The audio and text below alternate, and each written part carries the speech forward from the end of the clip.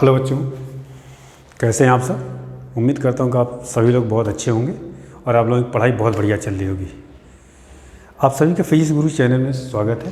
पहले मैं आपको बता दूं कि आपने देखा होगा कि मैंने P1 सीरीज़ लिख रखा। P1 का मतलब है फिजिक्स फॉर 11th, मतलब 11th का जो पोर्शन होगा उसकी मैं बात कर रहा हूँ। अगली सीरीज़ इसमें आएगी P2 सीरीज़, जिसमें फिजिक्स जो 12th क्लास का जो सिलेबस है और जेईई और आईआईटी का और प्लस ये नीट के सिलेबस को कवर करता हुआ एक और सीरीज़ होगी M1 और M2।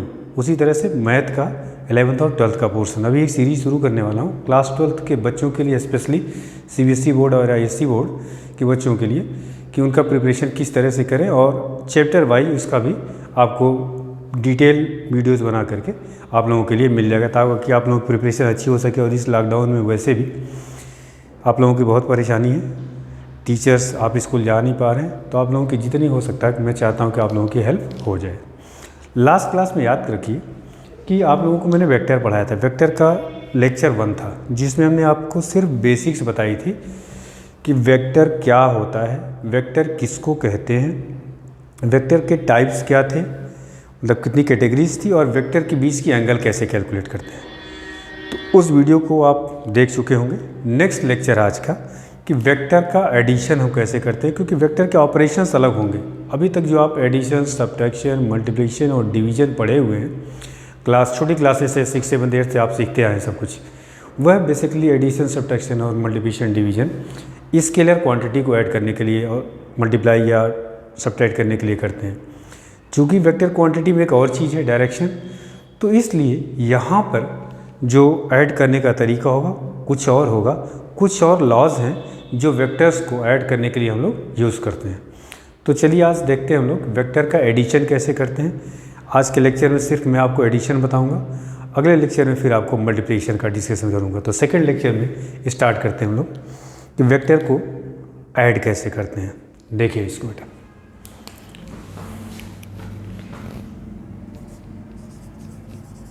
Vectors addition. Addition vector का 2 तरीके से किया जाता है। एक तो होता है ग्राफिकल मेथड, ग्राफ से, ग्राफिकल मेथड, और दूसरा होता है एनालिटिकल मेथड।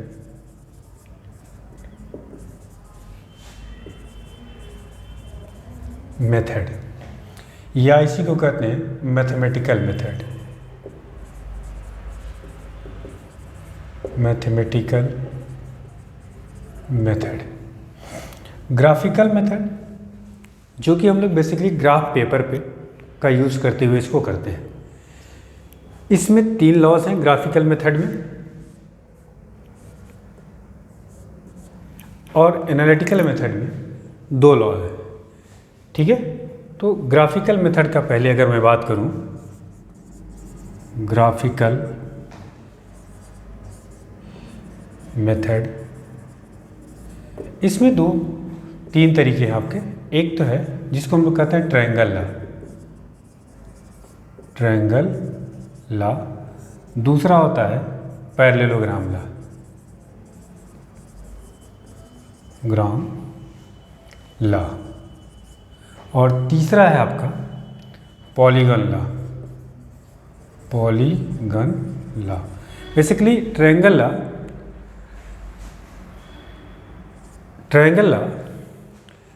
बेसिकली 2 वेक्टर्स को यूज़ करने के लिए ऐड करने के लिए यूज़ करते हैं। पैरेललोग्राम लॉ भी 2 वेक्टर के एडिशन के लिए यूज़ करते हैं, और पॉलीगन लॉ 2 से अधिक वेक्टर को ऐड करने के लिए यूज़ करते हैं।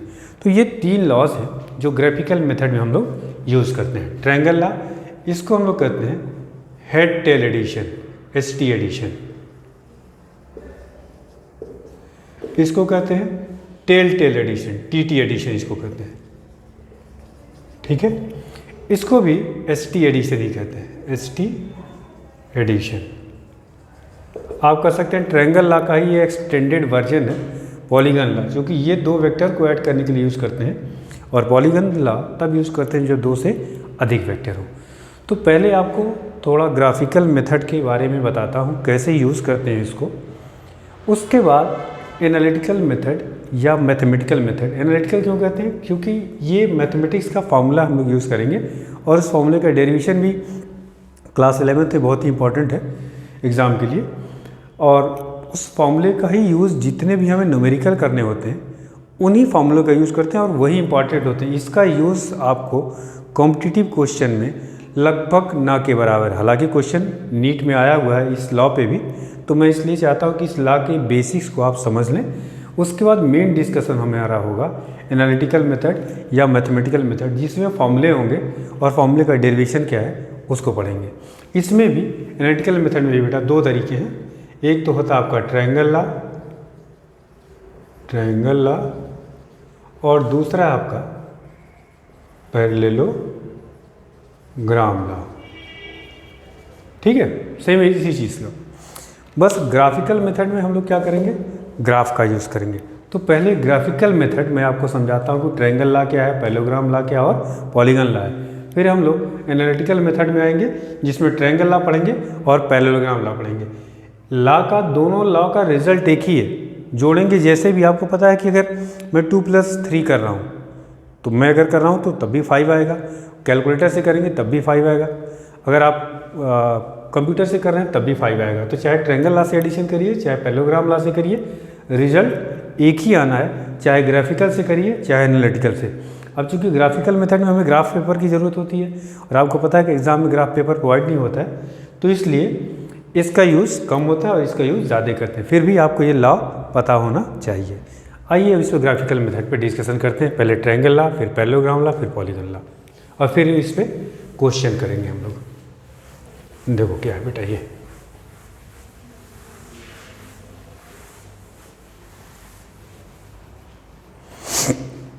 सबसे पहले ट्रायंगल लॉ, ग्राफिकल मेथड का। ट्रायंगल लॉ को अभी आपको बताया, इसको हम लोग कहते हैं head tail addition, HT addition. ठीक है, जैसे मान लीजिए दो वेक्टर्स दे रखे हैं। ट्रायंगल लॉ को बेसिकली दो वेक्टर्स को ऐड करने के लिए यूज़ करते हैं। मान लीजिए यह एक वेक्टर है A, इसका लेंथ जो भी दे रखा हो, मान लीजिए ये फोर्स है सपोज के लिए 10 न्यूटन का, तो 10 न्यूटन का फोर्स इस डायरेक्शन में। दूसरा वेक्टर मान लो ये B है। ठीक है, इन दोनों को ऐड करके इसका रिजल्टेंट निकालना है या इसका सम निकालना है, लेकिन किस मेथड से निकालना आपको, ग्राफ पेपर के हेल्प से या ग्राफिकल मेथड से। तो करेंगे क्या, ग्राफ पे सबसे पहले x axis y axis draw करेंगे और इसमें से किसी एक वेक्टर को, चाहे B को चाहे A को, सबसे पहले ड्रॉ कर लेंगे। मान लीजिए A को मुझे ड्रॉ करना है, तो जितना भी इसका मैग्नीट्यूड, जितना लेंथ दिया हो, जिस डायरेक्शन में दिया है वो ड्रॉ कर लीजिए। मान लीजिए आपका वेक्टर ए ड्रॉ हो गया। ठीक है, यहाँ से लेके ये वेक्टर ए आपका हो गया। ठीक, इसके बाद क्या करते हैं, सेकेंड वेक्टर को का जो टेल होगा वह इसके हेड पे रखेंगे। देखिए बी वेक्टर को अभी आपको सिखाया था कि किसी भी वेक्टर को अगर डायरेक्शन चेंज किए हुए बिना इसको हम शिफ्ट कर दें तो इसके रिजल्ट पे कोई फ़र्क नहीं पड़ता है। तो आपका यह वेक्टर बी ड्रॉ कर दिया हमने। ठीक, जितना भी लेंथ ये दिया हो इसको मेजर कर लेंगे स्केल से और ये ड्रॉ कर लेंगे, वेक्टर बी हो गया। ठीक है, ए हो गया और बी हो गया।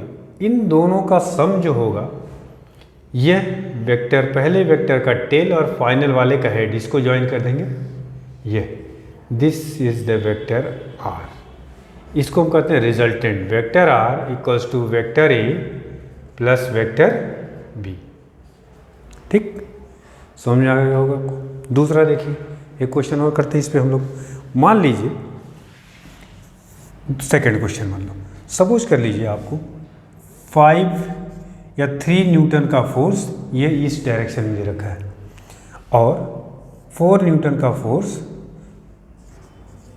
नॉर्थ डायरेक्शन में दे रखा है। यह मान लीजिए फोर्स F1 है और यह मान लीजिए आपका फोर्स F2 है। ठीक, इन दोनों का रिजल्टेंट निकालना है या इन दोनों का हमें सम कैलकुलेट करना है। तो क्या करेंगे हम, फिर वही तरीका आपका, पहले स्केल ले लेंगे। मान लीजिए अगर इसकी लेंथ दे रखी तो ठीक है, नहीं तो मान लीजिए आपका 1 न्यूटन इक्वल टू 1 सेंटीमीटर, तो 3 न्यूटन 3 सेंटीमीटर हो गया। इसको यहाँ ओरिजिन से 3 सेंटीमीटर ड्रॉ कर दिए, 1 2 और 3, ये आपका हो गया 3 न्यूटन। ये F1 फोर्स हो गया आपका, जिस डायरेक्शन में दिया था उसी डायरेक्शन में ड्रॉ कर लिया। सेकेंड वेक्टर को इसके हेड से, चूँकि ये यहाँ पे ख़त्म हुआ है, इसका स्टार्टिंग पॉइंट ले लो आप, ये आपका हो गया F2 जो कि 4 न्यूटन हो गया।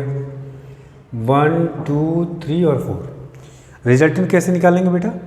पहले वाले वेक्टर का टेल और फाइनल वाले वेक्टर का हेड। ये अगर आप इसको मेजरमेंट इसका करेंगे तो ये आपका 5 सेंटीमीटर आ जाएगा। ठीक, ये 5 सेंटीमीटर आएगा। 5 इसको, अच्छा 1 सेंटीमीटर इक्वल टू 1 न्यूटन, तो 5 सेंटीमीटर इक्वल टू कितना हो जाएगा? 5 न्यूटन। या आप ऐसे भी यही मैथमेटिकली हम लोग निकालेंगे, ये पाइथागोरस थ्योरम लगा करके। खैर अभी चूंकि ग्राफ से कर रहे हैं तो ये ड्रॉ किया, फिर इससे दूसरा वेक्टर, और रिजल्टेंट वेक्टर हमेशा देखिए यहाँ हेड, फिर ये दूसरा वेक्टर का टेल और हेड, और फाइनल वाला के लिए पहले वेक्टर का टेल और फाइनल वाले का, लास्ट वाले का हेड ज्वाइन कर देते हैं। यह आपका रिजल्टेंट या सम वेक्टर होगा। इसका जो लेंथ होगा that represent the magnitude of the resultant vector, और इसका जो डायरेक्शन होगा, मान लीजिए डायरेक्शन हम निकाल लें थीटा, तो ये डायरेक्शन कैसे निकाल सकते हैं आप? अगर इस ट्रायंगल में हम tan थीटा ले लें तो tan theta is equal to क्या आ जाएगा? परपेंडिकुलर अपॉन बेस, मतलब 4/3। तो थीटा इक्वल टू आपका आ गया tan इनवर्स 4/3। तो ये इस वेक्टर का डायरेक्शन हो गया और ये इसका मैग्नीट्यूड हो गया। तो आपको समझ में आ गया होगा कि ट्रायंगल नाम है, इसीलिए इसको कहते हैं ST एडिशन, मतलब हेड और दूसरे वाला का टेल एडिशन, और फाइनल के लिए रिजल्टेंट निकालने के लिए ये तरीका होगा। ठीक है, इसको कहते हैं ट्रायंगल ला।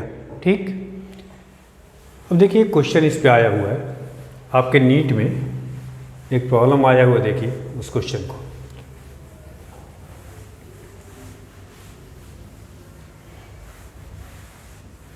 वो क्वेश्चन क्या है, आप इस क्वेश्चन को समझिए। कुछ वेक्टर्स दे रखे हैं, vector A B C D E F। Vector A आपका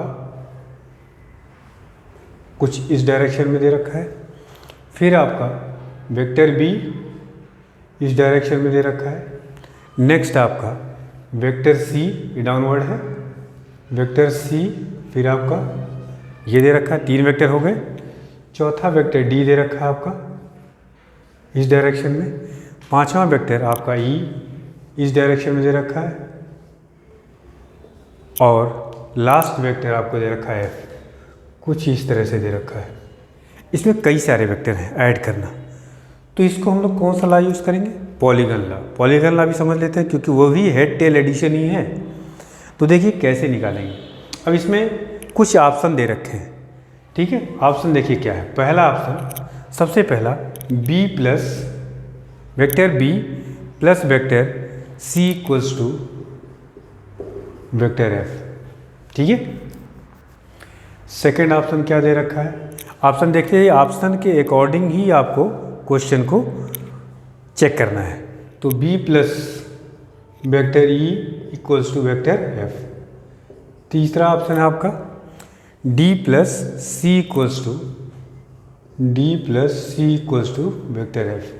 चौथा ऑप्शन मान लीजिए दिया है D plus E equal to vector F, ठीक है। अब आपको बताना है कि कौन सा ऑप्शन सही है। अब ऑप्शन के अकॉर्डिंग हम इसको चेक करते हैं बेटा। अभी आपको ट्रायंगल ला पढ़ाया गया।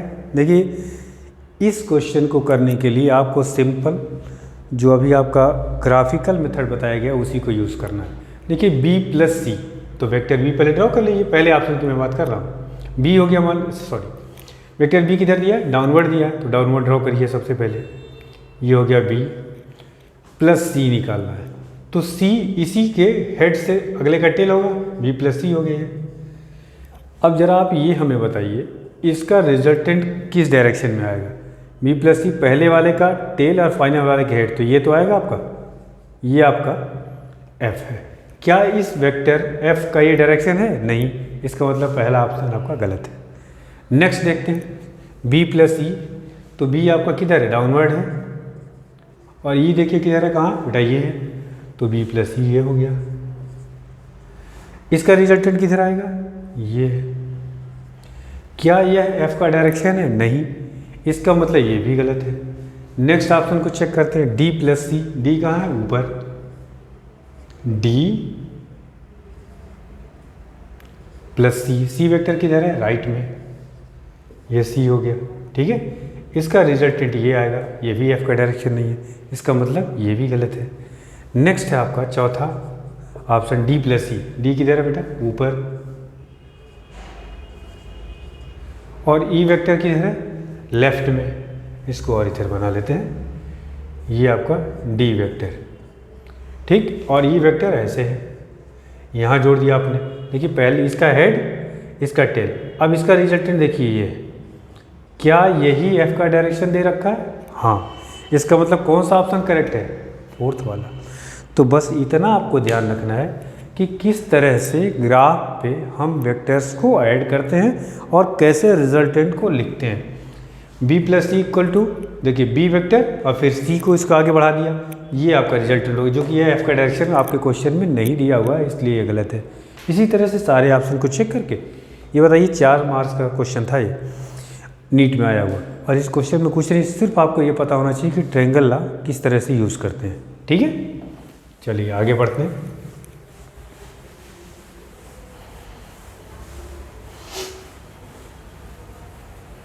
मान लीजिए इन्हीं वेक्टर का सबका सम निकालना है, वेक्टर सी था, कुछ वेक्टर डी मान लो, ऐसे मैं ड्रॉ कर दे रहा हूँ, और पॉलीगॉन लॉ समझते हैं हम लोग। मान लीजिए ये दो कितने वेक्टर हैं, कुल 4 वेक्टर हैं, आपको निकालना है A plus B plus vector C plus vector D, इसका सम निकालना है, ठीक है, इसका रिजल्टेंट वेक्टर। तो आपको ट्रायंगल लॉ का ही मैंने आपको बताया, ये एक्सटेंडेड पार्ट है। तो पहले वेक्टर ए को इस डायरेक्शन में दिया है, ड्रॉ कर लीजिए, फिर वेक्टर बी को ड्रॉ कर लीजिए, ठीक है, ये आपका ए हो गया, ये आपका बी हो गया, फिर सी आप ड्रॉ कर लीजिए, जिस डायरेक्शन में दिया हो उसी डायरेक्शन में, और जितनी इसका मैग्नीट्यूड दे रखा है उतना आप ड्रॉ कर लीजिए, सी हो गया, फिर डी आपका क्या हो गया, ये हो गया, ठीक है, ये वेक्टर डी हो गया। अब रिजल्टेंट कैसे निकालेंगे, रिजल्टेंट पहले वाले वेक्टर का ये और इस फाइनल वाले वेक्टर का हेड, इसको ज्वाइन कर लीजिए आप, ठीक है। यह वेक्टर आपका क्या रिप्रेजेंट करेगा, वेक्टर आर। तो पॉलीगॉन लॉ में जितने भी वेक्टर्स दिए हों, पहले वाले का हेड, दूसरे का टेल, फिर दूसरे का हेड, तीसरे का टेल, फिर तीसरे का हेड, चौथे का टेल, और रिजल्टेंट कैसे निकालेंगे, फर्स्ट वेक्टर का टेल और फाइनल वाले का हेड, इसको ज्वाइन कर देंगे, इसका लेंथ आप मेजरमेंट कर लेंगे, या इसका जो मैग्नीट्यूड होगा वही रिजल्टेंट वेक्टर को रिप्रेजेंट करेगा, ठीक है। ये है आपका पॉलीगॉन लॉ। और अगर मान लीजिए कुछ ऐसे वेक्टर दिया हो, सपोज कर लीजिए यह वेक्टर ए है, ठीक है, वेक्टर ए, दूसरा वेक्टर बी, तीसरा वेक्टर सी, और चौथा वेक्टर आपका ये दे रखा है डी, और सबका मैग्नीट्यूड सेम है, मतलब चारों vector A B C D का मैग्नीट्यूड सेम है। तो इसका रिजल्टेंट क्या आएगा, देखिए पहले आपने वेक्टर ए ड्रॉ किया, सपोज के लिए इसका मैग्नीट्यूड जो भी क्वांटिटी है, मान लेते हैं हम लोग फोर्स ही है ये, तो अगर ये 2 न्यूटन है मान लो, ये भी 2 न्यूटन है, और ये भी आपका 2 न्यूटन है, और ये भी आपका 2 न्यूटन है, सपोज कर लीजिए। और हमने मान लीजिए ग्राफ पे सपोज कर लिया 1 न्यूटन इक्वल टू 1 सेंटीमीटर, तो ये एरो कितनी बनेगी, 2 सेंटीमीटर की बनेगी, और किस डायरेक्शन में, इस डायरेक्शन में, पूरब दिशा बना दिया, यह वेक्टर ए हो गया। फिर आपका वेक्टर बी यहाँ से ज्वाइन करेंगे, ये वेक्टर बी हो गया, फिर वेक्टर सी, आप फिर इधर आ गए, वेक्टर सी हो गया ये, फिर वेक्टर डी किधर जा रहा है, ऊपर 2, और ये भी 2 था, या ये आपका वेक्टर डी वैल्यूज तो लिखी हुई है। तो जहाँ से शुरू किया, अब बताइए इनिशियल और फाइनल पॉइंट कोइंसाइड कर गया, ये क्लोज कर्व हो गया, तो इस केस में इसका रिजल्टेंट क्या होगा, 0, मतलब vector R is equals to vector A plus vector B plus vector C plus vector D is equal to क्या हो जाएगा, 0 वेक्टर। यही 0 वेक्टर है आपका, लास्ट क्लास में बताया था कि 0 वेक्टर ऐसा वेक्टर होता है जिसका मैग्नीट्यूड क्या होता है, 0 होता है, और उसका कोई भी स्पेसिफिक डायरेक्शन नहीं होता है। तो आशा करता हूँ बच्चों आपको पॉलीगॉन लॉ क्लियर हो गया होगा, किस तरह से ग्राफ पे उसका यूज़ करेंगे। नेक्स्ट आपका पैरेललोग्राम लॉ बता देता हूँ आपको क्या है। Parallelogram law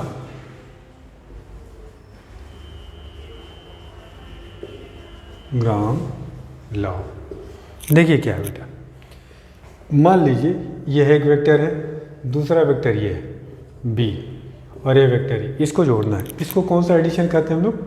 tell tail addition. तो यहाँ पे दोनों का टेल ज्वाइन करना है। तो सपोज के लिए वेक्टर ए ड्रॉ कर दिया हमने ये, और वेक्टर बी ए ड्रॉ कर दिया हमने, दोनों का टेल ज्वाइन कर दिया जिस डायरेक्शन में दिया था। अब इन दोनों साइड्स की हेल्प से अगर हम पैरेललोग्राम ड्रॉ कर लें, ठीक, जितनी लेंथ इसकी उतनी ही लेंथ इसकी, और ये आपका हो गया, ठीक। तो इसके पॉइंट ऑफ इंटरसेक्शन जो दोनों का टेल मैंने ज्वाइन किया था, इससे जो डायगोनल पास होगा, ये पैरेललोग्राम तैयार हो गया। ये जो डायगोनल होगा, that diagonal represents the resultant of vector A and B. इसका मतलब vector R is equals to vector A plus vector B. तो यह रिजल्टेंट निकालने का तरीका, यह ऐड करने का तरीका, इसको हम लोग क्या कहते हैं? Parallelogram law of vector addition. तो ये ग्राफ का तरीका हो गया। हालांकि चूंकि ग्राफ का यूज़ हम लोग को कॉम्पिटिटिव एग्जाम में नहीं मिलता, तभी अगर 11th का पेपर हो रहा है तो उसमें प्रोवाइड कर देते हैं, बट कॉम्पिटिटिव क्वेश्चन में इसकी ज़रूरत नहीं होती। सिर्फ कॉन्सेप्ट को आपको समझना होता है। जैसा कि एक क्वेश्चन नीट का आया हुआ था, वो अभी मैंने आपको कराया। बिना ग्राफ पेपर को सिर्फ आप कॉन्सेप्ट अगर जानते हैं तो आप उसको कर सकते हैं। आइए अब आते हैं मेन, जो सबसे इम्पोर्टेंट है, वह है वेक्टर को ऐड करने का मैथमेटिकल मेथड या एनालिटिकल मेथड। देखिए क्या है बेटा, ये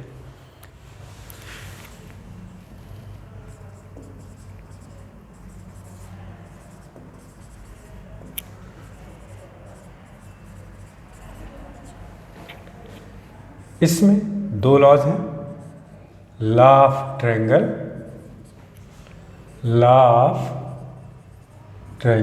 और दूसरा क्या है बेटा? Law of parallelogram.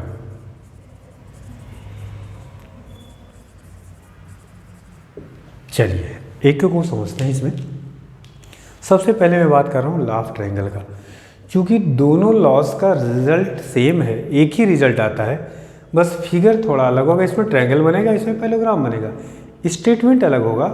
तो क्लास 11th के बच्चों के लिए तो इसकी प्रूविंग इम्पॉर्टेंट है, वो आपको अभी मैं बता देता हूँ कैसे करना है। लेकिन जो कॉम्पिटिटिव बच्चे हैं उनको प्रूविंग भी अच्छे से समझ में आनी चाहिए और साथ में फॉर्मूले भी याद होने चाहिए। तो सबसे पहले स्टार्ट करते हैं हम लोग ट्रायंगल लॉ से। देखिए क्या है ट्रायंगल लॉ।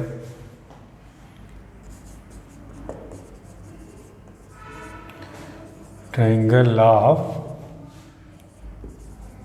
वेक्टर एडिशन, ठीक है।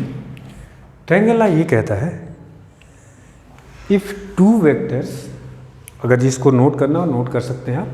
If two vectors are represented by two sides of a triangle, लिख दे रहा हूँ, if two vectors are represented by two sides of a triangle,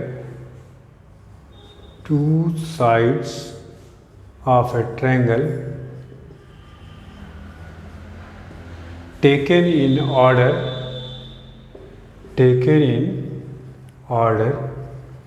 then third side or closing side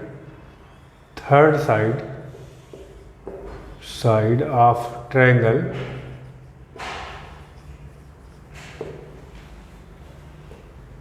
represents the resultant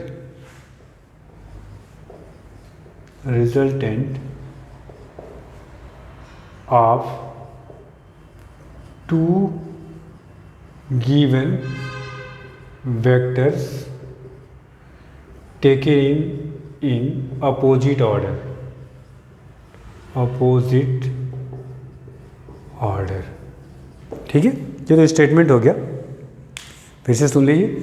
If two vectors are represented by two sides of a triangle taken in order, then third side or closing side represents the resultant of two given vector taken in opposite order. इसका मतलब क्या, अब इसको समझते हैं जरा। Note करना हो तो आप नोट कर लीजिए। है क्या ये, और ये बहुत इंपॉर्टेंट है बेटा, ये आपको आना चाहिए। ट्रायंगल ना ये कहता है, ध्यान दीजिए, कि अगर दो वेक्टर्स हैं, मान लीजिए वेक्टर ए है, दूसरा वेक्टर ये है बी, देखिए हेड टेल एडिशन है ये, तो ये मान लीजिए दो साइड्स हो गए ट्रायंगल के। इस साइड से एक वेक्टर रिप्रेजेंट कर रहे हैं और दूसरी साइड से दूसरा वेक्टर। तो जो थर्ड साइड या क्लोजिंग साइड होगा ये, this represents the resultant of A and B, मतलब sum of A and B. यह होगा आपका वेक्टर आर, और किसके इक्वल होगा, ए प्लस बी। ठीक।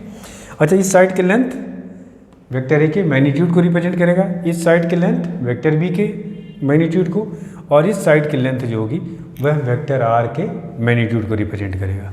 ठीक। अब चूंकि हम ए और बी को ऐड कर रहे हैं तो आर एक वेक्टर है, तो आर का हमको क्या चाहिए, मैग्नीट्यूड चाहिए, और वेक्टर आर का डायरेक्शन चाहिए। मान लीजिए वेक्टर आर का वेक्टर ए से एंगल अल्फा है, और वेक्टर ए और बी तो गिवन वेक्टर है, तो इसका भी डायरेक्शन वेक्टर दिया है, इसका मतलब उसका मैग्नीट्यूड दिया और डायरेक्शन दिया हुआ है। तो इसको, अच्छा यहाँ देखिए हेड है और टेल है। अभी आपको कल मैंने बताया था कि दो वेक्टर्स के बीच की एंगल कभी भी निकालना हो तो दोनों या तो को टर्मिनल हो या दोनों को इनिशियल हो। तो इस वेक्टर को मैं एक्सटेंड कर दे रहा हूँ, ठीक है, इसको एक्सटेंड किया इस साइड को। अब देखिए ये दोनों वेक्टर ए और वेक्टर बी के बीच की क्या हो जाएगा एंगल, यहाँ से आप परपेंडिकुलर ड्रॉ कर दीजिए, ये आपने 90 डिग्री ड्रॉ कर दिया। ठीक है। अब ध्यान दीजिए यहाँ पे, यह वेक्टर ए, वेक्टर बी, यह वेक्टर आर, ये आपका दोनों वेक्टर ए और बी के बीच की एंगल है। और यहाँ पे हमें निकालना क्या है, आपको क्या निकालना है, मॉड ऑफ वेक्टर आर का मैग्नीट्यूड निकालना है, और बेसिकली अल्फा निकालना है, मतलब वेक्टर आर का डायरेक्शन। एंगल का मतलब क्या होता है बेटा, ध्यान रखिए, एंगल का मतलब होता है डायरेक्शन। तो ये दो चीज़ें कैलकुलेट करनी है। हमारे पास दिया क्या है, vector A and vector B, और उसके बीच की एंगल क्या दे रखा है, थीटा। इसका मतलब ये हुआ कि जब भी आप कोई फार्मूला डेराइव करते हैं तो ध्यान रखिएगा बेटा कि वह फार्मूला जो भी क्वांटिटी गिवन होती है उसी के टर्म में निकाला जाता है। तो इसका मतलब वेक्टर आर का जो मैग्नीट्यूड आएगा वह ए बी और थीटा के टर्म में आएगा, और अल्फा भी ए बी और थीटा के टर्म में आएगा। तो सबसे पहले हम लोग कोशिश करते हैं कि इसका मैग्नीट्यूड और डायरेक्शन निकालने की। अब देखिए इस वेक्टर का मैग्नीट्यूड क्या है, बी है, और इस वेक्टर का क्या है, इसको नाम दे देते हैं हम लोग। मान लीजिए पॉइंट आपका ओ है, यह पी है, यह क्यू है, ये आपका एस कर दे रहे हैं। ठीक। यहाँ पे दो राइट एंगल ट्रायंगल बन रही है, एक तो देखिए एस क्यू पी, ये छोटा सा, और एक ये बड़ा वाला, दो ट्रायंगल बन रहे हैं। इसका यूज़ करेंगे, और आप सही पाइथागोरस थ्योरम तो पढ़े होंगे, उसका यूज़ होगा यहाँ पे। ठीक है। सबसे पहले इस छोटे ट्रायंगल में, क्योंकि हमारे पास इस साइड की लेंथ नहीं पता है, सिर्फ इसकी लेंथ पता है, इसका मैग्नीट्यूड और इसका पता है, हमें इसकी भी ज़रूरत होगी और इसकी भी, तो इसको निकाल लेते हैं हम लोग। अगर हमें इस छोटे ट्रायंगल को ध्यान से देखो बेटा, तो अगर इसमें मैं एक बार साइन थीटा ले लूँ तो साइन थीटा क्या आएगा, sine theta equal to perpendicular upon hypotenuse. तो देखिए परपेंडिकुलर ये हो गया एस क्यू, और हाइपोटेन्यूज क्या हो गया, पी एस। अब आपको निकालना क्या है, एस क्यू निकालना है, तो यहाँ से एस क्यू इक्वल टू क्या आ जाएगा, पी एस साइन थीटा, और पी एस की वैल्यू देखिए कितना है, मॉड ऑफ वेक्टर बी, या सिंपल बी लिखते हैं। आपको बताया गया था कि बी साइन थीटा हो गया। इसका मतलब ये वाली साइड जो है इसकी वैल्यूज कितनी आ गई बेटा, इसको लिखते हैं बी साइन थीटा।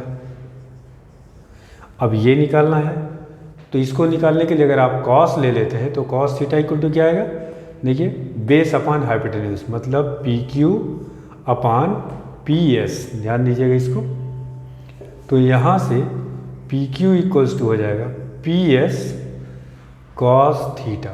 निकाल लिया आपने, मतलब ये हो गया बी कॉस थीटा। तो ये साइड की लेंथ जो हो गई ये हो गया आपका बी कॉस थीटा। इसकी लेंथ आपको पता ही है, आपको मैंने कल बताया था किसी भी वेक्टर का अगर हम मॉड ले लेते हैं इसका मतलब वह उसका मैग्नीट्यूड रिप्रेजेंट कर रहा है। तो यह तो ओपी वेक्टर है ए, बट अगर हम सिर्फ ए लिखते हैं तो इसको हमने आपको बताया था ऐसे भी लिख लेते हैं। तो अगर सिर्फ ए लिखते हैं इसका मतलब उसका मैग्नीट्यूड है।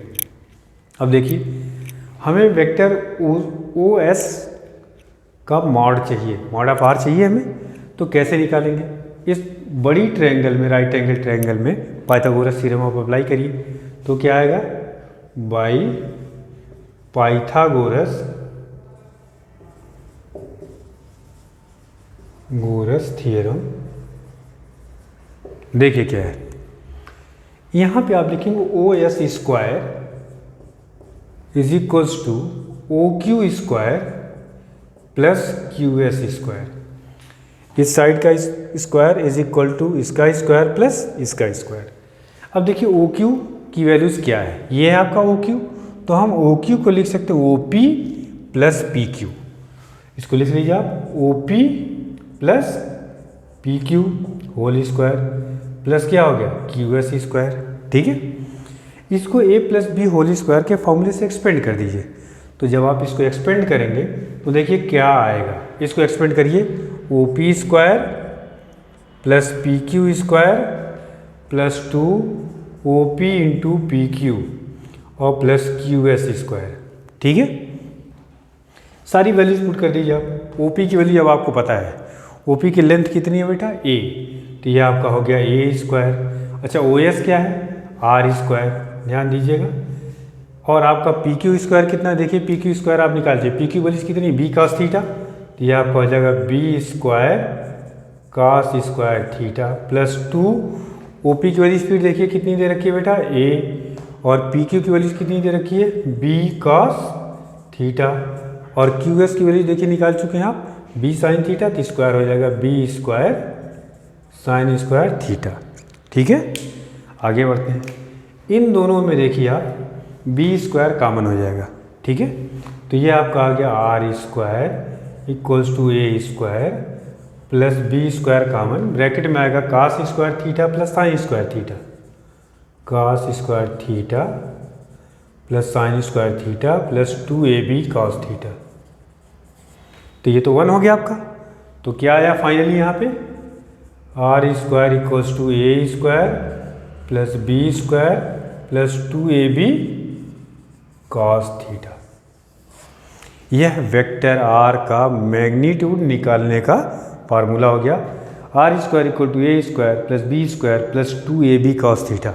अभी मैंने आपको बताया vector R, mod of vector R, और अल्फा की वैल्यूज किसके टर्म में आना चाहिए? ए बी और थीटा के टर्म में। देखिए ए बी और थीटा के टर्म में आ गया, क्योंकि ये तीनों क्वांटिटी आपको गिवन होंगी। तो ए अगर वेक्टर ए का मैग्नीट्यूड, वेक्टर बी का मैग्नीट्यूड, फिर दोनों वेक्टर के बीच की एंगल पता है, तो जो उनको ऐड करने पे या रिजल्टेंट है उसका मैग्नीट्यूड इस फॉर्मूले से हम लोग निकाल सकते हैं। तो ये तो अपना मैग्नीट्यूड निकल गया। अब बात करते हैं हम लोग डायरेक्शन की। वेक्टर आर का डायरेक्शन मतलब क्या निकालना आपको? अल्फा निकालना। अब बात करते हैं अल्फा की। देखो यहाँ बेटा अल्फा को देखिए ध्यान से, इस बड़ी ट्रायंगल में ओ क्यू एस, अगर मैं tan अल्फा ले लूँ यहाँ पे, tan alpha equal to perpendicular upon base, तो परपेंडिकुलर कितना दिख रहा है? बी साइन थीटा, और बेस ये पूरा आपका है ओ क्यू, तो ओ पी और प्लस पी क्यू, तो ओ पी की वैल्यूज कितनी है? ए प्लस इसकी वैल्यूज कितनी लिख रखी है आपने? B cos theta. इस फार्मूले से आप वेक्टर आर का डायरेक्शन कैलकुलेट करेंगे और इस फार्मूले से आप वेक्टर आर का मैग्नीट्यूड कैलकुलेट करेंगे। हमें दो फार्मूले मिले, एक से डायरेक्शन निकालने के लिए और दूसरे से मैग्नीट्यूड निकालने के लिए। तो ये इसका डेरिवेशन है जो क्लास 11th के बच्चों के लिए इंपॉर्टेंट है, इसको आप नोट कर सकते हैं। अब इन दोनों फॉर्मूले में और थोड़ा सा आगे बढ़ता हूँ, डिस्कशन करता हूँ इसका। ठीक है,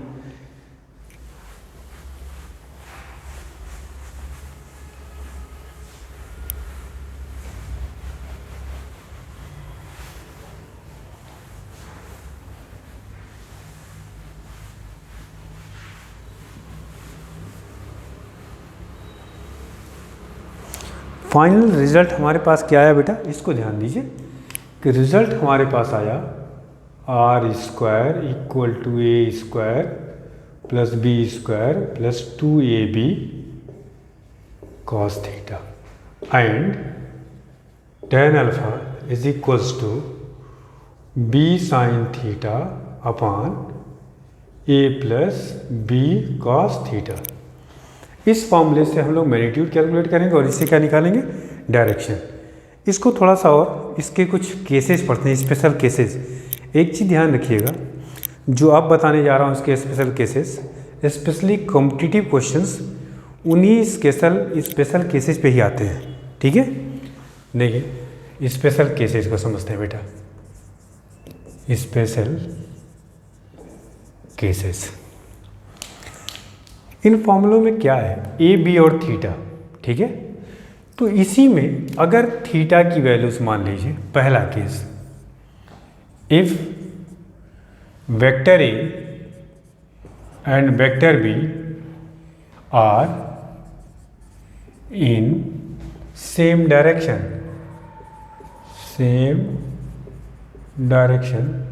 तो उस केस में थीटा की वैल्यूज कितनी हो जाएगी, that is theta equal to 0 degree. मतलब दोनों वेक्टर सेम डायरेक्शन, जैसे आपने पढ़ा होगा, अगर ये बॉडी है, इस पर 2 न्यूटन का फोर्स एक ने लगाया, 3 न्यूटन का और लगा दिया एक ही डायरेक्शन में, तो टोटल इस पर रिजल्टेंट कितना आ जाएगा बेटा, 5 न्यूटन। देखिए कैसे निकालेंगे, थीटा अगर 0 हो गया, इसी फॉर्मूले में जब आप पुट करेंगे तो cos 0 की वैल्यूज कितनी होती है, 1। तो ये आपका हो गया R square equal to A square plus B square plus 2ab। क्यों, since cos 0 degree equals to 1। इसको आप क्या लिख सकते हैं, a प्लस बी का whole square, R square equal to, तो आर इक्वल टू क्या आ जाएगा बेटा, a प्लस बी। तो ये है, डायरेक्ट आपको याद रहे कि अगर दो वेक्टर एक ही डायरेक्शन में है, सेम डायरेक्शन में है, तो उन दोनों वेक्टर्स का अगर आपको रिजल्टेंट निकालना है तो इतने बड़े फॉर्मूले को यूज़ करने की ज़रूरत नहीं है। सीधे सीधे आप इसी फॉर्मूले को यूज़ कर लेंगे, मतलब सीधे सीधे दोनों को आप ऐड कर लेंगे। अगर दोनों वेक्टर सेम डायरेक्शन में है तो उसको सीधे सीधे क्या कर लेते हैं, ऐड कर लेते हैं। और डायरेक्शन क्या होगा, चूँकि थीटा इक्वल टू 0, तो थीटा यहाँ 0 पुट करेंगे तो साइन 0 की वैल्यूज क्या होती है, 0। तो इसका मतलब tan alpha is equal to 0, it implies that alpha equal to 0 degree. मतलब ये हुआ, अगर दो, मान लीजिए एक पार्टिकल है, इस पर 3 न्यूटन का फोर्स और एक और 4 न्यूटन का फोर्स अप्लाई हो रहा है सेम डायरेक्शन में, तो इसका रिजल्टेंट चूँकि दोनों एक ही डायरेक्शन में है, तो इन दोनों का रिजल्टेंट सीधे ऐड कर लेंगे, 3 और 4 7 न्यूटन, और इसका डायरेक्शन क्या होगा, सेम ओरिजिनल डायरेक्शन में ही ये दोनों फोर्स अप्लाई होंगे। ठीक है, ये पहला केस। दूसरा देखिए इसका सिचुएशन, सेकंड सिचुएशन है, अगर थीटा की वैल्यूज 90 डिग्री हो, if two vectors are perpendicular,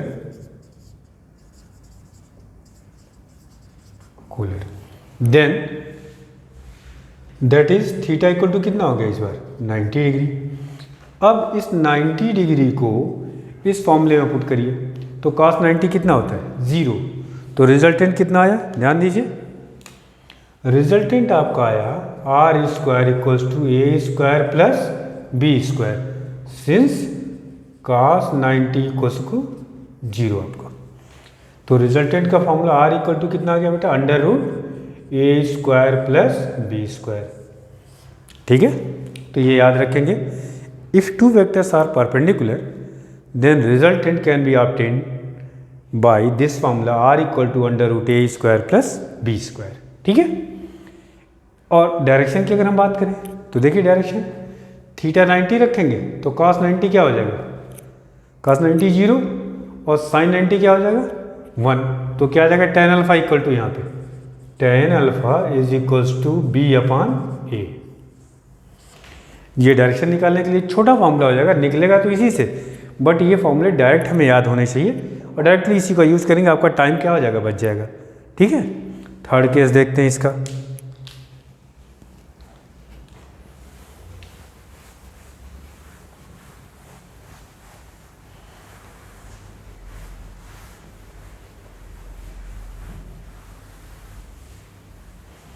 third case, if two vectors are in opposite direction, ठीक है, that is theta is equals to 180 degree. अब cos 180 की वैल्यूज कितनी होती है बेटा? -1। तो देखिए फॉर्मूला क्या बनेगा, R square equal to A square plus B square minus 2ab, since cos 180 degree is equals to -1। तो यहाँ इसको हम लिख सकते हैं ए डिफरेंस बी का whole square, R square equal to, तो आर इक्वल टू क्या आ गया, ए डिफरेंस बी। इसका मतलब क्या है समझिए इसको, R equals to A difference B. इसका मतलब यह हुआ कि जो भी क्वांटिटी बड़ी होगी उसमें से छोटे वाले को क्या कर देंगे, माइनस कर देंगे। और उसका डायरेक्शन देखिए यहाँ साइन 180 की वैल्यूज क्या होती है, 0, तो ये टोटल 0 हो जाएगा, अल्फा इक्वल टू फिर आपका 0 आ जाएगा। तो रिजल्टेंट क्वांटिटी का, जैसे मान लीजिए ये एक ब्लॉक है, ठीक, इस पे 2 फोर्सेज अप्लाई हो रहे हैं, 3 न्यूटन का और दूसरा मान लीजिए 4 न्यूटन का, ठीक है।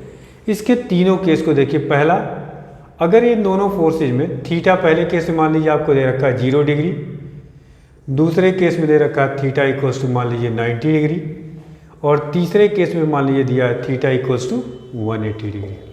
ध्यान दीजिएगा, अगर थीटा 0 है मतलब दोनों एक ही डायरेक्शन में लग रहा है, तो इसका रिजल्टेंट, इसका सोल्यूशन देखिए कैसे लिखेंगे। अभी आपको बताया पहले केस में रिजल्टेंट दोनों अगर एक ही डायरेक्शन में, तो सीधे से इतना बड़ा फॉर्मूला लगाने की जरूरत नहीं है, सीधे सीधे इसको क्या करिए आप ऐड कर लीजिए, तो 3 + 4 = 7 न्यूटन, ठीक है। और इसका डायरेक्शन भी सेम डायरेक्शन ही होगा। सेकेंड पार्ट इसका देखिए, थीटा कितना दिया है 90 डिग्री, तो इस केस में रिजल्टेंट निकालने का फॉर्मूला क्या पढ़ाया गया है, A square plus B square. अब इसमें अंडर रूट ए की वैल्यूज कितनी हो गई, 3, 3 का स्क्वायर 9 + 4, 4 का स्क्वायर 16, तो कितना आ जाएगा आपका 5 न्यूटन। डायरेक्शन निकालना अगर, तो डायरेक्शन के लिए आपको फॉर्मूला बताया गया है tan α = b/a। तो मान लीजिए आपने ए को लिया था 3, बी को लिया था 4, तो ये आपको आ जाएगा 4/3। समझ में आ गई बात। तीसरा आपका, जब थीटा कितना दिया 180 डिग्री, 180 डिग्री का मतलब क्या हुआ, एक अगर इधर लग रहा है तो दूसरा वेक्टर मान लीजिए आपका इधर लग रहा है 3 न्यूटन, अपोजिट डायरेक्शन में होगा ये आपका 180 डिग्री। तो इसमें से फॉर्मूला क्या है, ए डिफरेंस बी, मतलब बड़ी वाली मैग्नीट्यूड की क्वांटिटी जो है उसमें से छोटे वाले को क्या कर लेंगे, माइनस। तो रिजल्टेंट आर इक्वल टू क्या जाएगा, 4 - 3 कितना, 1 न्यूटन। लेकिन किस डायरेक्शन में, तो हमेशा हायर मैग्नीट्यूड, जिसका मैग्नीट्यूड ज़्यादा होगा उसी डायरेक्शन में रिजल्टेंट लाई करेगा। तो ये 3 स्पेशल केसेस, थीटा जब 0 डिग्री दे रखा हो, थीटा जब आपका 90 डिग्री दे रखा हो, और थीटा 180 डिग्री दे रखा हो, तो उस केसेज में जो रिजल्टेंट के फॉर्मूले हैं R equal to A plus B, A minus B, इसको कहीं कहीं पे ए माइनस बी भी लिखा होगा, तो ए का मतलब बड़े वाले में से छोटे वाले को माइनस करेंगे, A plus B, A minus B, और R equal to √a² + b² जब थीटा कितना होगा 90 डिग्री, ठीक है। और देखते हैं इस पर थोड़ा बेटा,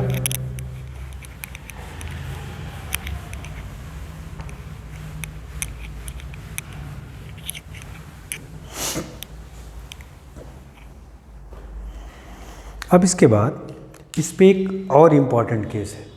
अभी हमने इस फॉर्मूले में देखिए, ध्यान दीजिएगा, r² = a² + b² + 2ab cos theta में 2 चीज़ें हैं, एंगल और ए और बी का मैग्नीट्यूड। तो अभी हमने सिर्फ थीटा पे 3 सिचुएशन बनाई थी। चौथी सिचुएशन बहुत ही इम्पॉर्टेंट, स्पेशली कॉम्पिटिटिव वाले बच्चों के लिए, तो यहाँ ध्यान दीजिए, अगर अब ए और बी का मैग्नीट्यूड सेम हो, if mod of vector A is equals to mod of vector B, तो उस केस में रिजल्टेंट क्या होगा, then R is equal to, देखिए इसका डेरिवेशन भी बता देता हूँ, बहुत सारे बच्चों को समझ में नहीं आता। ए और बी का मैग्नीट्यूड सेम है, तो ए और बी को आप इक्वल कर दीजिए, तो a² + a² plus 2a into cos theta. ये हो गया A square plus 2a² cos theta. A square आप कॉमन ले लीजिए तो क्या आएगा 1 प्लस 2 कॉस थीटा। ठीक है, तो ए स्क्वायर को कॉमन ले लिया 1 प्लस 2 कॉस थीटा। अब यहाँ पे इस केस में रिजल्टेंट कॉस थीटा को आप इस तरह से इसका फॉर्मूला लगाइए जिससे 1 कैंसिल हो जाए। ठीक है, तो क्या लगाएंगे, देखिए कॉस थीटा के कुछ फॉर्मूले जो आपको ज़रूरत पड़ेगी उसको समझते हैं बेटा क्या है। कॉस थीटा के 2-3 फॉर्मूले जो आपको बहुत ज़रूरत पड़ेगी।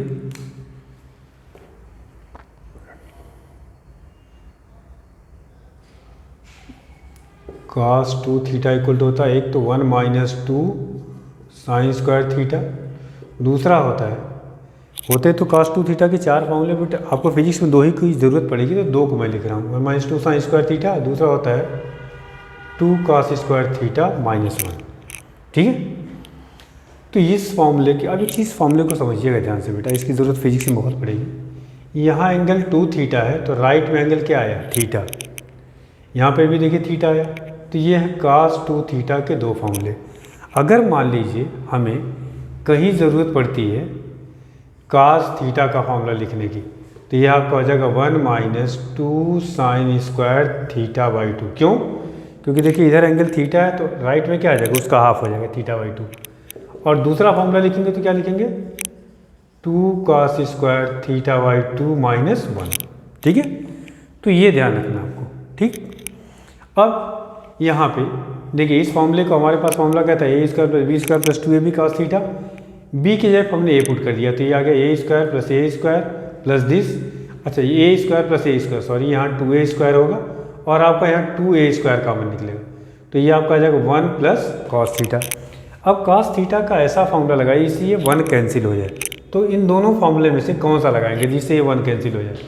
देखिए ये वाला यूज़ करेंगे, तो आप इसको लिख लीजिए 2a स्क्वायर 1 प्लस cos को लिख लीजिए 2 cos square theta by 2 minus 1। देखिए 1 से 1 कैंसिल हो गया, 2 2 जा 4 हो जाएगा, ये आपका हो गया 4a square cos square theta by 2। ये हो गया r square is equal to, ठीक, तो r इक्वल टू क्या आ जाएगा बेटा यहाँ से 2a cos थीटा बाई 2। यह रिजल्टेंट निकालने का डायरेक्ट आपका क्या होगा, फॉर्मूला होगा। ठीक है, 2a cos थीटा बाई 2। एक चीज़ और ध्यान रखिए, यह तो आपका हो गया रिजल्टेंट निकालने का, कब, जब दोनों वेक्टर का क्या हो, मैग्नीट्यूड सेम हो। लेकिन डायरेक्शन की बात, डायरेक्शन को भी समझिए, ये बहुत इंपॉर्टेंट है बेटा, 4th वाला सबसे इंपॉर्टेंट है, तो इसको ध्यान रखिएगा। नोट करना हो तो इन फॉर्मूलों को नोट कर लीजिए। और इसका ये तो हो गया मैग्नीट्यूड के लिए, अब डायरेक्शन की मैं बात करता हूँ। फॉर्मूला हमारे पास क्या था ओरिजिनल वाला, ध्यान दीजिए, ये था tan alpha is equals to b sine theta upon a plus b cos theta. ठीक, चूँकि a और b का मैग्नीट्यूड सेम है तो देखिए यहाँ पे इस केस में क्या हो जाएगा, ये tan alpha is equals to b को हम क्या लिख रहे हैं, a sine theta upon a plus a cos theta. यहाँ पे क्या करिए, a साइन थीटा लिख लीजिए, नीचे a कॉमन ले लीजिए 1 plus cos theta, a cancel हो गया आपका यहाँ। अच्छा साइन थीटा का देखिए, साइन थीटा को आप ले सकते हैं 2 sine theta by 2 cos theta by 2। ये भी बहुत इंपॉर्टेंट फार्मूला है, प्रोजेक्टाइल मोशन में खूब इसका यूज़ करते हैं हम लोग। फिर यहाँ कॉस थीटा को वो फार्मूला अप्लाई किया जिससे 1 कैंसिल हो जाए, तो क्या लिखेंगे 2 cos square theta by 2 minus 1 cancel. फिर यहाँ बचा क्या 2 cos स्क्वायर थीटा, ये 2 इससे कैंसिल, cos का एक पावर इससे कैंसिल, तो क्या हो गया आपका tan थीटा बाई 2। इधर क्या हो गया tan अल्फ़ा, तो अल्फ़ा इक्वल टू कितना हो जाएगा थीटा बाई 2। इसका मतलब समझिए क्या है, अगर दो क्वांटिटी ऐसी हैं जिनका मैग्नीट्यूड सेम है तो उनका जो रिजल्टेंट होगा हमेशा उनके थीटा बाई 2 का मतलब थीटा क्या चाहिए, दोनों वेक्टर के बीच की एंगल, थीटा बाई 2 मतलब एंगुलर बाइसेक्टर। हमेशा रिजल्टेंट उसके एंगुलर बाइसेक्टर से पास करेगा। मीन्स अब इसको देखिए, इस दोनों को शार्ट कर रहा हूँ, ये तो डेरिवेशन हो गया। ये दोनों आपको याद होना चाहिए कि अगर दो फिजिकल क्वांटिटीज़ ऐसी हैं जो वेक्टर हैं और उन दोनों का मैग्नीट्यूड सेम है, तो उसका रिजल्टेंट निकालने का formula r = 2a cos theta by 2 होगा, और जो उसका रिजल्टेंट का डायरेक्शन होगा that always passes through the angular bisector of two given vectors. देखिए अब सिर्फ इसको और इसको मैं नोट कर रहा हूँ, बाकी डिलीट कर रहा हूँ यहाँ से।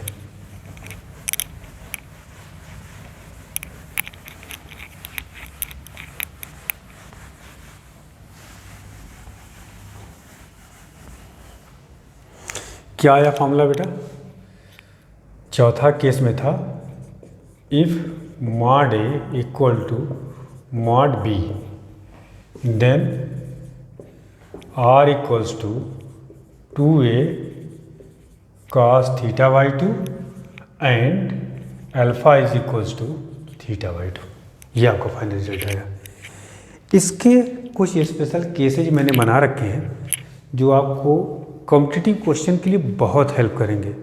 नीट में 99% क्वेश्चन इन्हीं स्पेशल केसेज पे आए हैं, इसको ध्यान से देखिए।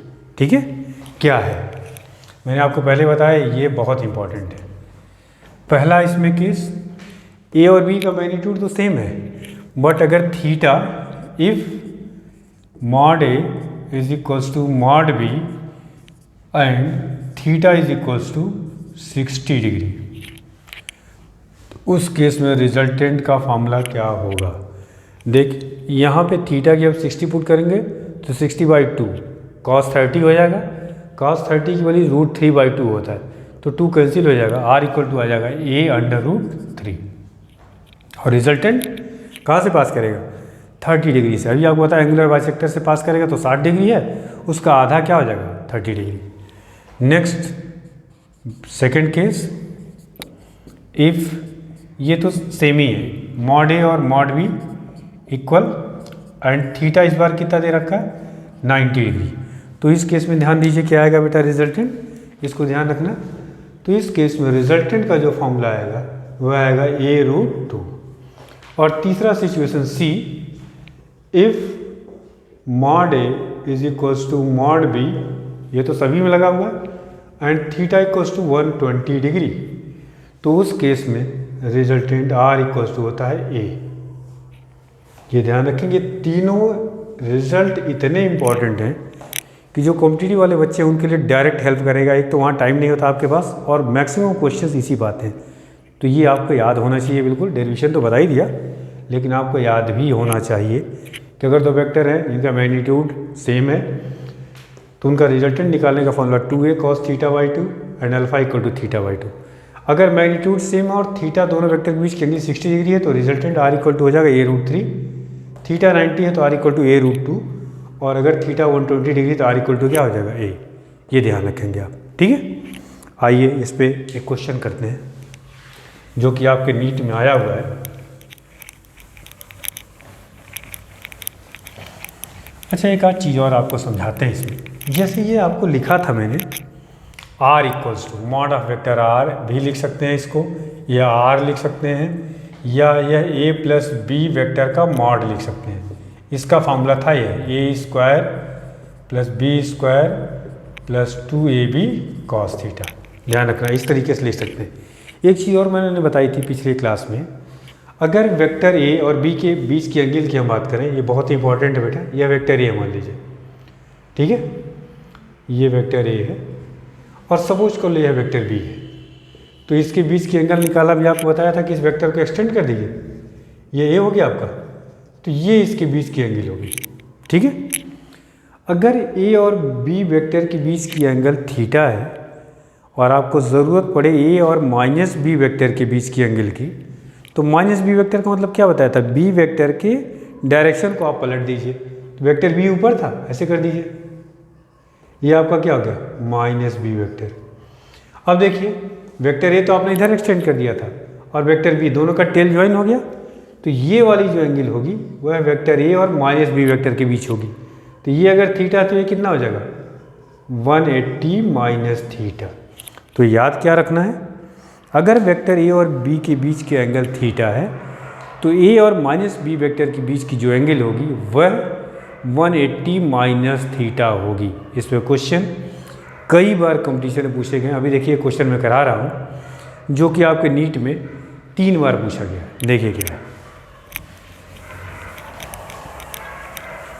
समझते हैं क्या है क्वेश्चन। ये है, इफ ये गिवन है a plus B mod is equals to a minus B vector का mod, then find the angle between a and b, then find theta, that is theta is the angle between vector a and b।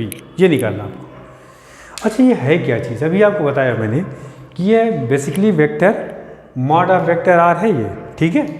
तो इसका formula क्या होता है, A square plus B square plus 2ab cos theta, ठीक है। ए और minus B vector, तो यहाँ पे देखिए फॉर्मूला क्या आएगा, ए स्क्वायर प्लस बी स्क्वायर। अच्छा, ए और बी वेक्टर के बीच की एंगल थीटा है, तो ए और माइनस बी वेक्टर के बीच की एंगल कितनी हो जाएगी, 180 माइनस थीटा, तो plus 2ab cos 180 degree minus theta. Cos 180 minus theta का फॉर्मूला कितने लोगों को याद है, अच्छा A square cancel, B square cancel, तो इधर क्या बचा 2ab कॉस थीटा। इधर देखिए क्या हुआ 2ab कॉस 180 माइनस थीटा, कितने लोगों को याद है, ये सेकेंड क्वाड्रेंट में जाएगा, इसकी वजह होगी माइनस कॉस थीटा, तो माइनस यहाँ लगा देता हूँ और ये हो गया कॉस थीटा। इसको लेफ्ट में ट्रांसपोज करिए तो ये हो गया 4ab cos theta equal to 0। It implies that vector A and B given है कि ये नॉन जीरो है, तो इसका मतलब ये हुआ cos theta is equal to 0। तो इसका मतलब क्या हुआ, थीटा इक्वल टू बताइए 90 डिग्री। समझ में आ गई बात। इसका मतलब वेक्टर ए और बी के बीच की एंगल कितनी है, 90 डिग्री। ये आपको निकालना था, ये नीट में 3 बार क्वेश्चन पूछा गया है और इसमें क्वेश्चन नहीं है, देखिए सीधे फॉर्मूला यूज़ किया गया है, ठीक है बेटा। तो कैसे इन फॉर्मूलों को यूज़ करेंगे, अभी तो मैंने आपको सिर्फ एक क्वेश्चन कराया और ट्रायंगल ला कराया आपको, बट ट्रायंगल ला मुझे लगता है आपको समझ में आ गया होगा। पैरेललोग्राम ला भी थोड़ा सा समझा देता हूँ 2 मिनट के अंदर, उसके बाद हम लोग इस पर क्वेश्चन का डिस्कशन करेंगे, ठीक है। देखिए क्या है पैरेललोग्राम ला।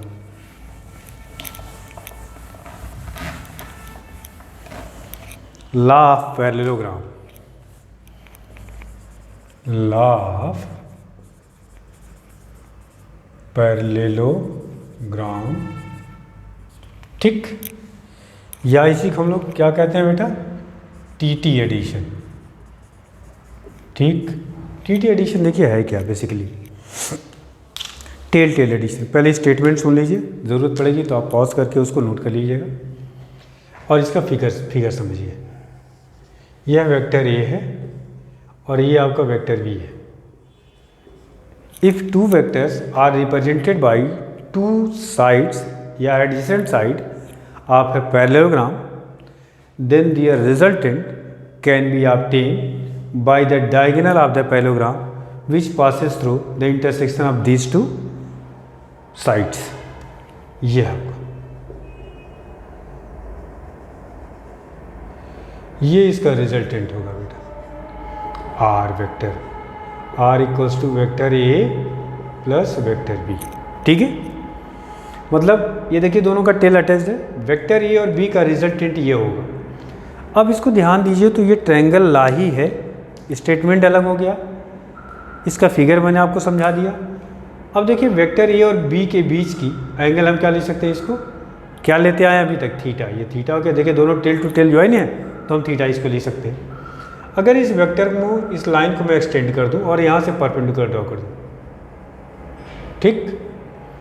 यह एंगल अगर थीटा है तो ये भी एंगल क्या होगा, थीटा ही होगा। ये कौन सी एंगल है, दोनों करस्पॉन्डिंग एंगल। अच्छा, यह वेक्टर बी है, आपको पता है कि पैरेललोग्राम में अपोजिट साइड का लेंथ इक्वल होता है और डायरेक्शन भी क्या होता है, एक दूसरे के पैरेलल होता है, मतलब सेम होता है। तो यह वेक्टर और इसको वेक्टर हम क्या ले सकते हैं, बी, ठीक है। और यह वेक्टर ए है, ठीक। अब अगर आप ध्यान से देखो, अगर इतने पोर्शन को हम यहाँ से आपको ढक दें तो यह वेक्टर ए हो गया, यह बी हो गया, यह आपका क्या हो गया, थीटा हो गया, और यह रिजल्टेंट वेक्टर का वेक्टर ए से एंगल अल्फा, जो कि अभी आपने ट्रायंगल लॉ में पढ़ा। इसको आप हाइड कर लीजिए तो देखिए यही आपका अल्फ़ा बी और ये, और याद करिए अभी आपको डेरिवेशन में बताया था, यह क्या हो जाएगा, बी साइन थीटा, और ये वाला कितना हो जाएगा, बी कॉस थीटा। इस पॉइंट को हम लोगों ने शायद वो लिया था, इसको पी लिया था, इसको क्यू लिया था, और इसको एस लिया था। अगर आप इसको यहाँ से मिटा दें, देखिए ध्यान से, ये इसकी ज़रूरत नहीं है अब आपको, ये ट्रायंगल ला ही तो बन गया। इसलिए डेरिवेशन सेम जो ट्रायंगल ला का था वही हम करेंगे, सेम वही कॉपी करना लाइन बाय लाइन, बस स्टेटमेंट बदल गया, फिगर चेंज कर दिया, और उसके बाद ये जितने स्पेशल केसेस हैं वो सारे के सारे केसेस सेम हैं। इसलिए आपको इसको खुद से करना होगा, एक बार डिराइव कर लेंगे तो आपका काम चल जाएगा। समझ में आ गई बात?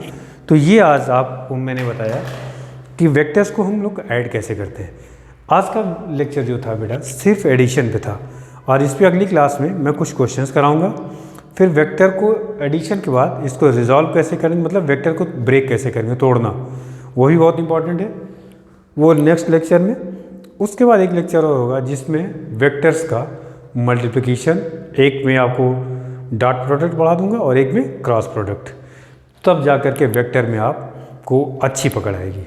ठीक है, उम्मीद करता हूँ बच्चों आपको ये समझ में आ गया होगा, और अगर कोई डाउट्स है तो आप कमेंट में लिख सकते हैं, और उससे मैं आपकी प्रॉब्लम्स को कोशिश करूँगा कि नेक्स्ट लेक्चर में उसको समझा दूँगा। ठीक है, थैंक यू।